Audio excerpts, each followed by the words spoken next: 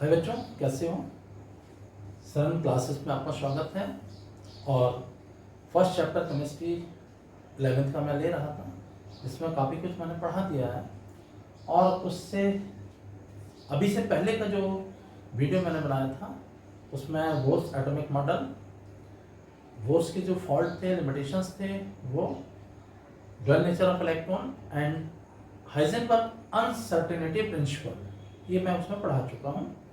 अगर आपने वो वीडियो नहीं देखा है तो वहाँ से मेरा वीडियो देख लीजिए। और इसके बाद अब हम आगे चलते हैं।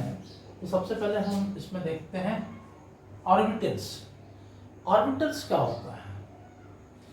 Orbitals is the 3-dimensional space around the nucleus where the possibility of the finding the electron is the maximum. जो ऑर्बिटल है न्यूक्लियस के चारों ओर का, वह 3-dimensional स्पेस होता है जिसमें एक पर्टिकुलर इलेक्ट्रॉन के पाए जाने की संभावना, पॉसिबिलिटीज, प्रोबेबिलिटीज ज़्यादा होती है, उसी को हम ऑर्बिटल कहते हैं। देखिए कैसे, हमने ड्वेल नेचर ऑफ इलेक्ट्रॉन पढ़ा था। ड्वेल नेचर ऑफ इलेक्ट्रॉन हमने देखा था, ये न्यूक्लियस है और न्यूक्लियस के चारों ओर ये ऑर्बिट है। और ऑर्बिट में जो इलेक्ट्रॉन है वो पार्टिकल फॉर्म में तो इस तरह से आगे बढ़ ही रहा है, मूवमेंट कर ही रहा है, लेकिन वेव फॉर्म में भी क्रेस्ट ऑफ फ्लो के रूप में ये मूवमेंट करता है, ठीक ना। अब अगर हमें किसी मोमेंट पर इलेक्ट्रॉन को फाइंड करना है, इलेक्ट्रॉन कहाँ कहाँ हो सकता है ये हम देख सकते हैं। इलेक्ट्रॉन यहाँ है, यहाँ हो सकता है, यहाँ हो सकता है, यहाँ हो सकता है, यहाँ यहाँ यहाँ यहाँ। इस तरह से अगर हम देखना चाहें तो इलेक्ट्रॉन के इस पूरे क्षेत्र में, इस रीजन में और इस पूरे रीजन में इलेक्ट्रॉन के पाने की पॉसिबिलिटीज है। और इस पूरे रीजन को हम इस तरह से शो कर दें, इसको कहा जाता है इलेक्ट्रॉन में क्लाउड ऑफ इलेक्ट्रॉन्स। इस पूरे रीजन में इलेक्ट्रॉन के कहीं भी पाए जाने की पॉसिबिलिटीज है, प्रोबेबिलिटीज है। और इस डॉटेड पूरे स्ट्रक्चर को इस तरह से बना देते हैं, 3-dimensional स्पेस कहा जाता है। इस 3-dimensional स्पेस में इलेक्ट्रॉन के कहीं भी पाए जाने की प्रोबेबिलिटी है। और इस 3-dimensional स्पेस को ही ऑर्बिटल्स कहा जाता है। तो क्या थे definition? Orbital is a 3-dimensional space around the nucleus where the probability of finding the electron is maximum. जहां इलेक्ट्रॉन पाए जाने की पॉसिबिलिटी, प्रोबेबिलिटी ज्यादा हो, वो ऑर्बिटल है। अब ये ऑर्बिटल्स जो होते हैं जनरली 4 तरह के ही होते हैं। पहला ऑर्बिटल इसको कहा जाता है एस ऑर्बिटल। एस ऑर्बिटल की जो स्ट्रक्चर है वो स्फेरिकल होता है। कैसा है? स्फेरिकल।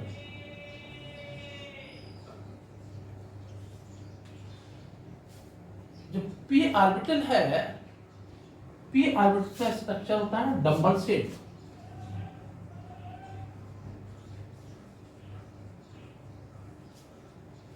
और जो डी ऑर्बिटल है, 4 तरह के हो गए, S P D and F. तो डी ऑर्बिटल जो है वो डबल डंबल शेप होता है।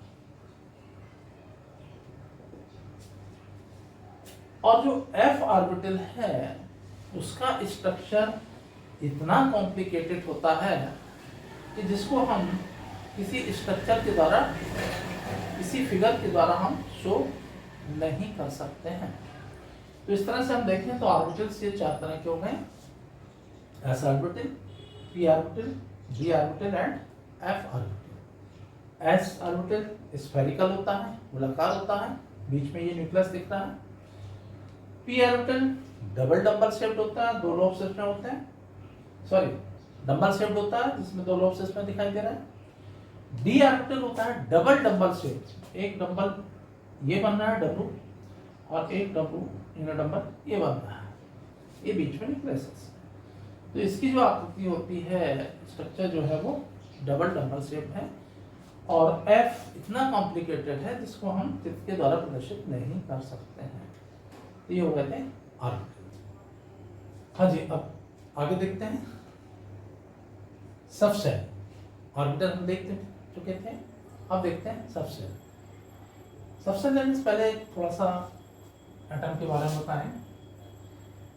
ये एटम में क्या होता है कि सबसे पहले होती है सेल। सेल में पढ़े जाते हैं सब सेल।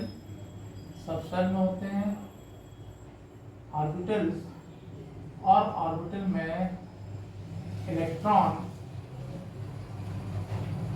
मूव करते रहते हैं। ऑर्बिटल हम देख चुके थे, सेल हम देख चुके थे, अब सब सेल्स देख रहे हैं। तो ये कहाँ होती हैं? ये किसी भी सेल में है, यानी कि ऑर्बिट में होते हैं, ठीक है ना। तो subshell, an orbit consist of a subshell. कहाँ होती है? सबसेल में। Also known as the sub energy levels, और इनको सब एनर्जी लेवल्स भी कहा जाता है। जैसे ऑर्बिट या सेल को हम एनर्जी लेवल कहते हैं, इसी तरह से सब सेल को कहा जाता है sub energy level. Subshells are represented by the letter S, P, D and F. 4 letter से इनको डिनोट करते हैं, एस, पी, डी और एफ। तो ये 4 तरह की सबसेल्स होती हैं। S mean sharp, P principal, D diffused and F are fundamental. ये इसकी फुल फॉर्म हो गए। अब देखते हैं जो एस सबसेल्स है। भाई सबसेल्स में क्या है? ऑर्बिटल पड़े हुए हैं। एस सबसेल्स में केवल एक ही एस ऑर्बिटल होता है। एस सबसेल केवल एक ऑर्बिटल से मिलकर के, एक एस ऑर्बिटल से मिलकर के बनती है। और पी सबसेल्स जो हैं वो 3 पी ऑर्बिटल से मिलकर के बनते हैं। पी की आकृति हमने बताई थी, ये डबल शेप्ड होता है। और पी ऑर्बिटल जो है there are 3 types of P orbitals, P X, P Y and P Z. इस तरह से ये 3 पी ऑर्बिटल होते हैं और ये तीनों पी ऑर्बिटल मिलकर के एक पी सबसेल्स बना देते हैं, ठीक है ना। ऑर्बिटल्स को हम जो आयताकार बॉक्स से, ये रेक्टेंगुलर बॉक्स से हम शो करते हैं। तो एस ऑर्बिटल में एक ही रेक्टेंगुलर बॉक्स बनाएंगे क्योंकि एक ऑर्बिटल है। पी में होते हैं 3 ऑर्बिटल, इसलिए 3 रेक्टेंगुलर बॉक्स बना लिए हमने, P X, P Y and P Z. इसी तरह से आ जाए डी।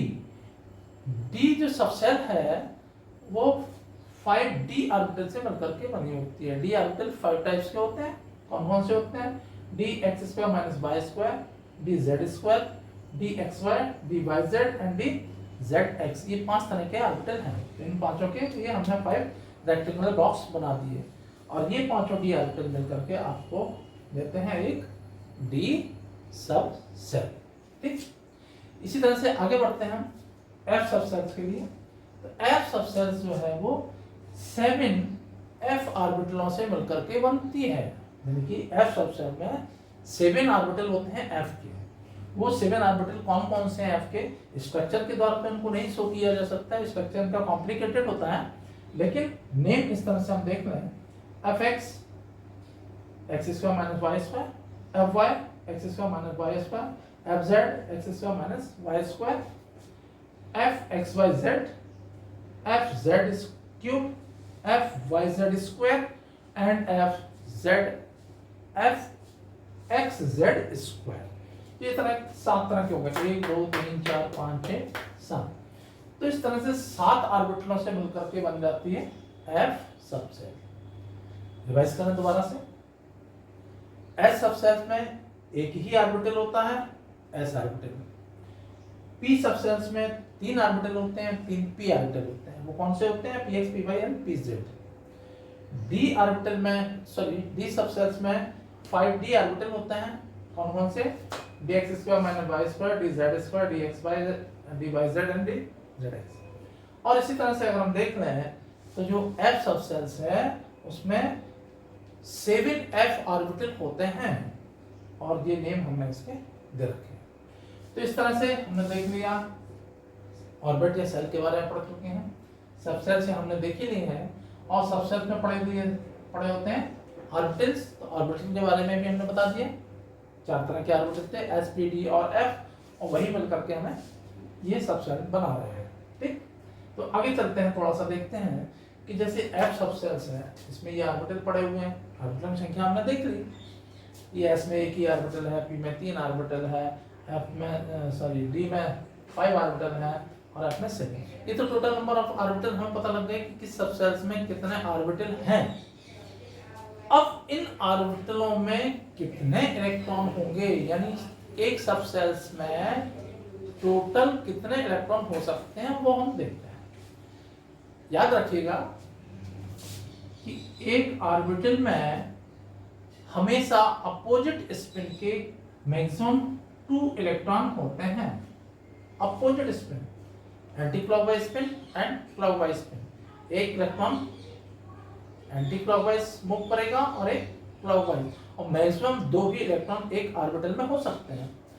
अब एस सबसेल में देखें, एक ही ऑर्बिटल था, मतलब उसमें मैक्सिमम नंबर ऑफ इलेक्ट्रॉन कितने होंगे, number of electron 2।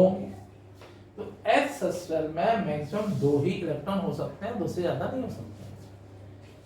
P subcells में देखते हैं, 3 पी ऑर्बिटल थे, हर एक में 2-2 हो जाएंगे, 1 2 3 4 5 6। तो टोटल नंबर ऑफ इलेक्ट्रॉन इसमें कितने हो गए, 6। पी सबसेल्स में नंबर ऑफ इलेक्ट्रॉन हो गए 6। अब डी में देखते हैं, भाई 5 ऑर्बिटल है ना इसके, तो हर एक में 2-2, तो 5 2 10 हो गए। कितने इलेक्ट्रॉन हो गए, टोटल 10 इलेक्ट्रॉन। और एफ के कितने थे, 7 ऑर्बिटल है, हर एक में 2-2 है, तो 7 × 2 14 इलेक्ट्रॉन मैक्सिमम होंगे एफ सबसेल्स में।